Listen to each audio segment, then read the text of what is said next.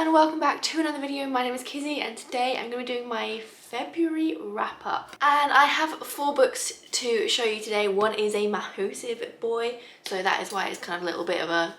It's not short. I actually normally only read like 5 books a month anyway, if I'm consistently reading properly. So I'm very happy with this thing. I have got some amazing books, like one of the best books I've read in a very long time. It is in a series, so you do have to read 2 other books to get to this book, but I think it's worth it. I think it's incredible.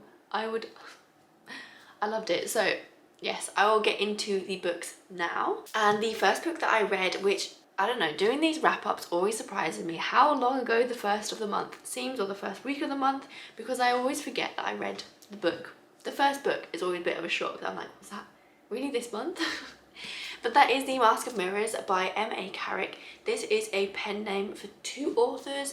I can't remember exactly who they are, but a quick Google online will let you know. And this follows a kind of Venice inspired, kind of those like old European style setting, fantasy setting, and it follows this one girl who's trying to pull off a...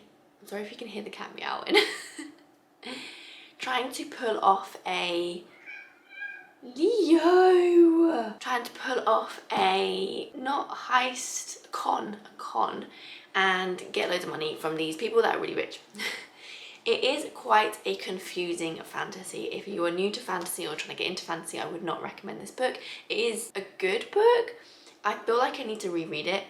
It's, I think, quite politics heavy. Not in like necessarily like the government kind of run things, but the way everyone interacts, it's very kind of the manipulation of classes and hierarchy and the nobility and the poor and kind of that kind of courtroom politics that you get in that kind of thing, but not in a courtroom or a palace. Palace politics, is that what I'm trying to talk about? I don't know. You have multiple characters, multiple points of view. The main character is following Ren, who is trying to pull off this con, and the magic system, there seems to be 2 magic systems. One is kind of based on like tarot readings and similar to that, and definitely inspired, I would say, by that.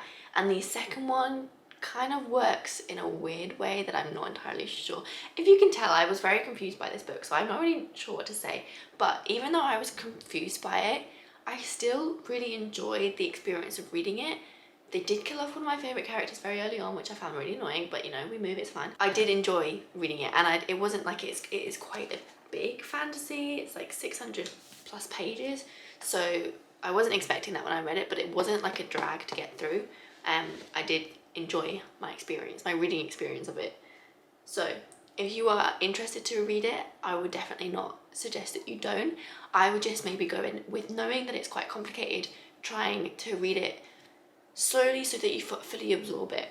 I don't think I did that. I think I went through it a bit too fast. So I would just take your time and really understand what's going on and the different phrases. There's a lot of different like made up names and stuff. There is a glossary at the back, so if you're struggling with that, then definitely utilize that. So yes, I think I gave this 4 stars.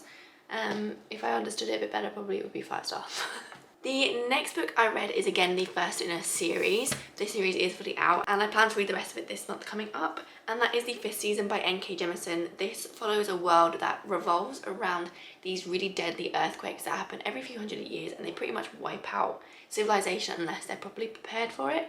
And they can be caused, or like little tremors can be caused by these people who are like the magic people of the world, and so they're kind of seen as dangerous and they're hunted. There is like a little compound where they go and be trained with their magic. If they're not kind of found and discovered before then people do tend to kill them. So this is quite a heavy fantasy. We follow 3 storylines. One of a little girl who's just gone to the training camp, she just discovered her magic. The second of a girl who's been in the training camp for a long time and she's been sent off to her first kind of mission. The third is a storyline following a woman. She's one of these magic people as well, and her child has just been murdered by her husband because he discovered that he was magic.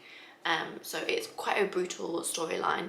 It is very heavy, definitely adult. You have some adult romantic scenes, shall we say, in this, and relationships. So definitely not a YA fantasy, and it is quite dark. Like, it is heavy. The first few chapters, it throws you in at the deep end with some really heavy topics. I did reading vlogs for all of these, so if you want to see my in-depth thoughts as I'm reading them, feel free to go back and watch them. But I did really enjoy this, and I gave it 5 stars. The atmosphere that she's able to create with her writing is just really, really good and really incredible, and I really enjoyed it, so would recommend. The next book I have is one that I seem to have a growing love-hate relationship with this series, because whilst I thought the first half was okay, it was mediocre, the second half was incredible. And now it's not on this wrap-up, it'll be on next month's wrap-up because I finished it not in February, but I read the second book and I was not a fan. So that is The Bone Season by Samantha Shannon, and I read her other fantasy, which is an epic standalone fantasy. It's massive and it is The Priory of the Orange Tree, and I enjoyed bits of it, found other bits that I didn't just get with. So again, this seems to be continuing on. I thought it was okay for the most of this book, and then it hit one fight scene, like I can't remember exactly where it is, like the 250 page mark maybe, and it just from there it got really good and I really thoroughly enjoyed it. Then however, because it has like a romance in it and the romance doesn't really kick in till the end, I was like super excited, like I just really wanted to read the next book, but then I read the next book and the romance wasn't in it until like halfway through again. So I feel like I want more romance from this just because that's what I'm reading it for. If you are into kind of clairvoyancy, ghosts, spiritual world, that kind of thing, then I think this would be a really interesting book for you, because that is what the magic system and the world is around.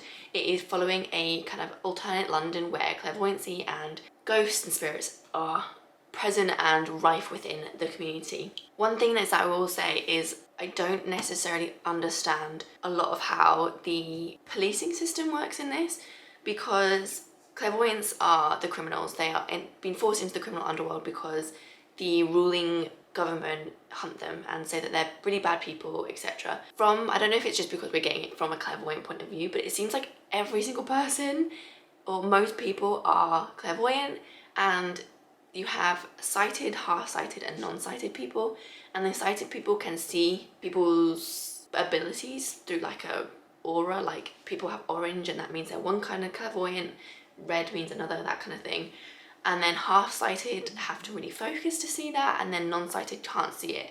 And Paige, our main character, is meant to be non-sighted, but she still is able to identify people's things through her dreamscape, which I think is something different, but I think it's too similar that I get confused, and it just seems like she's not meant to be able to see these things, but she can. Like, it just seems like she's got like a loophole because she's the main character, so like, I just don't get it.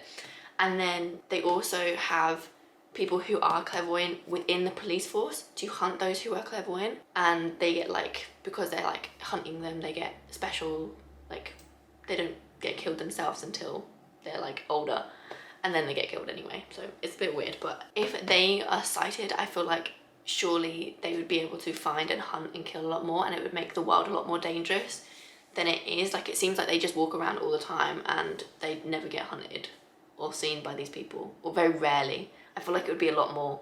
It just doesn't seem very realistic to me, and I'm having troubles getting over that.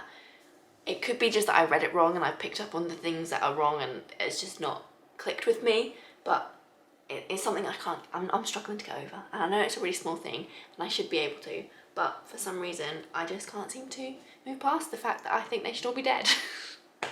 It is another thing, it goes back to my like little complex that I have, where I feel like if these supernatural things existed in the world, they would be ruling our world. Like, there would be no way that normal people without magical abilities would be there ruling them, unless they're seriously disadvantaged in numbers, but it doesn't seem like they are. There seems like there's loads of them. So, you know, that's why I get like urban fantasy and me don't really mesh a lot of the time. Except, I have to say, one exception that I can think of off the bat is Sarah J Maas's Crescent City, because they all rule.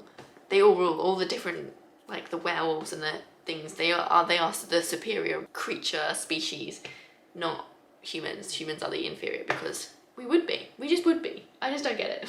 So that's just one thing I'm not meshing with this book. But I did end up giving this actually 4 stars. Spoiler alert, I gave the next book 3 stars, like a low 3 stars. So I think it's okay. I think maybe I just missed it. Like, it's just a couple years too late for me. I feel like if I was my younger teenage self, I would have loved it. So the final book that I have to share with you is the Mahusic one. It is actually so big they split it up into 2 here in the UK. I don't know if they do that in America, but In the UK we have 2, and that is Oathbringer, obviously part 1 and part 2, and it does this awesome thing. If you know I'm gonna do it because I do it every video, but it's just so cool. So Oathbringer part 1 and part 2, this is the best book I've read in such a long time. It is just like, I finished this over a week ago now. Well, no, I finished this nearly a week ago, and I still can't stop thinking about it. It just makes me feel warm when I think of this book. I love this. Okay, so Stormlight Archive 1, The Way of Kings. I enjoyed it. I thought it was a good book. The ending was phenomenal. Then I read the second book. I listened to most of it on audiobook, which with me doesn't mean that tends to mean I don't get as good of a connection with it, just because I don't know, I just can't take my time with the characters. I have to go at someone else's pace and someone else's words and like voices and stuff. I just don't connect to the characters as much as I would if I physically read it. So I didn't enjoy it as much. I thought the ending was kind of mediocre. I realised after starting this that I probably didn't listen to a lot of it, which is a problem. So I kind of want to go back and read it all again, I'm not gonna lie. This book, however, took it to a whole new level. I don't know if it was my mood. It could have been my mood, but I just thought this had the perfect balance between serious, epic fantasy, complex plots, interesting characters, and humour, which you don't see a lot in fantasy, and it's something that I really miss and I really enjoy when it is in fantasy, like Six of Crows. I think one of the reasons I love it so much is because it has little drops of humour within the kind of fantasy world that tends to be a lot more serious and kind of darker in books, and this just balanced it perfectly. Like, I laughed, I cried within the first, like, I don't know, 100 pages, because there was a bit, obviously you do have a lot of build up, like you have been with these characters for 2 books that are of similar size, so you have, you've spent a lot of time with these characters already, so you've got that emotional connection to a lot of them. So it's not surprising that something can happen to the characters. Like, there was a reunion between a character and their family. I'm not going to say who it was because, tantalizing, and it did make me shed like just a couple of tears, just 1 or 2, but it was great. And they have these things called spren, which I feel like are kind of like spirit animals, fairies, that kind of cross between thing, and they're just funny in this book for some reason. Like, I just found them really hilarious, and they're like really basic jokes that you wouldn't normally find funny, and I explained them to Harry and he just didn't find it funny at all. Like, he was like, that's not a good joke, but I found it funny. Maybe you had to read it to find it funny, but I laughed a lot. The ending was even more phenomenal than the first book ending, because there was just like, everything went wrong, and then I was just like, I can't do this anymore, everything's going wrong, I can't read anymore. But then you ended up cheering the characters. Like, I was literally in my room like cheering them on, and Harry was just like, what the heck are you doing? But I was just like, yes, this is great, I love this book so much. It was phenomenal. This is a 5-star read, obviously. It was incredible and I thoroughly enjoyed it. Best book in the series. One of the best Sandersons I have read. He has a lot of great books, so I feel like I can't say it's the best, but it is definitely tied. It's tied top with perhaps Warbreaker, but I feel like this was maybe better. But I did enjoy Warbreaker, and I also really like that these books in his adult fantasy Cosmere are all interconnected, mainly through just one character that kind of pops up. So you don't necessarily have to read one series for the other, but with this we're starting to see a crossover, and we're starting to see things coming from Warbreaker into this series, and I'm very excited to see how that develops and how that's kind of manifested, because at the moment we don't know why they have appeared in this world, but they have, and that's exciting. And I love a little crossover. It's like when you see like a companion book and then the character pops up in the next book and you just get a check-in and see how they're doing. So yes, I love this. I gave it 5 stars. 5 stars, how could I say 4 stars? Disgraceful. So yes, thank you for watching. This is the end of the video because I read nothing else.